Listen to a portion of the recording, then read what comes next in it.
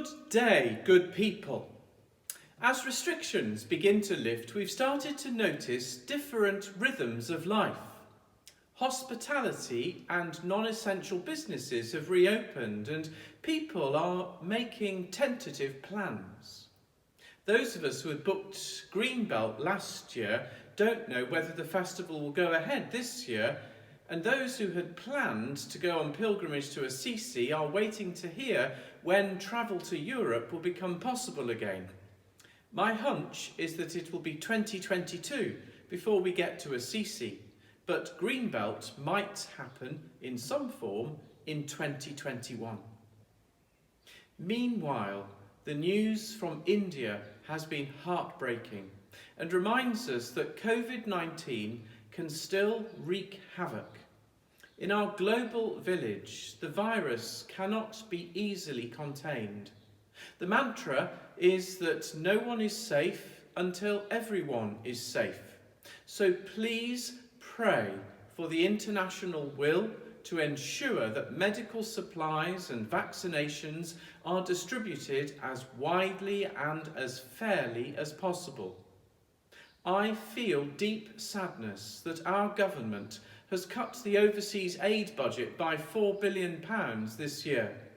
The impact of this includes sanitation and family planning projects, as well, I hear, as polio vaccination schemes and other life-changing initiatives. The sums of money which these projects represent is small compared with the amounts the UK government has spent on other things. In a democratic society, there are bound to be different views on how to deal with such challenges, and it's also true that the causes of poverty are manifold and rarely straightforward. But we cannot ignore the gospel mandate to place the poor at the heart of our Christian discipleship.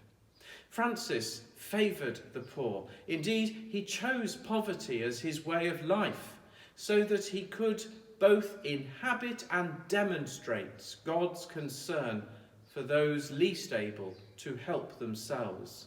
His motive was not philanthropy or guilt, but because it glorified God, and his life was better for it. In our daily lives, as in the national budget, there are many demands on our resources. But while we have shelter, food and water, we have choices. From this position of wealth, we can choose to show where our hearts lie.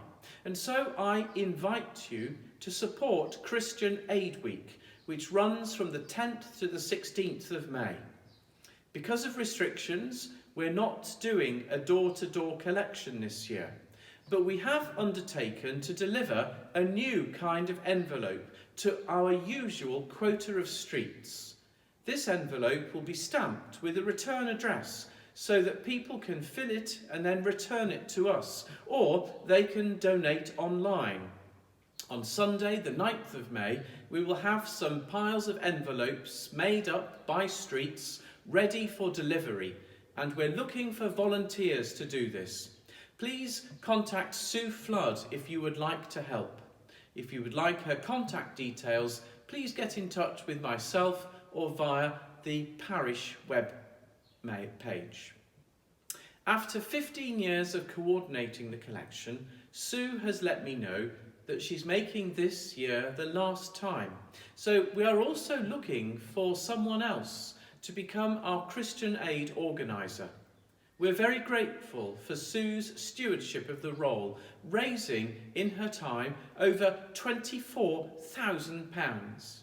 It's an important role, and I hope that someone will be willing to step forward, confident that they will receive plenty of help and encouragement. Sue will be happy to describe what she's done, and there's a group of local organisers from other churches which gets together to plan each year, as well as support from Christian Aid North East and from many people here at St Francis who support Christian Aid. This work is just one of the deeds that will enable others to see our prayers in action. So please pray that we will continue to support the world's poorest people.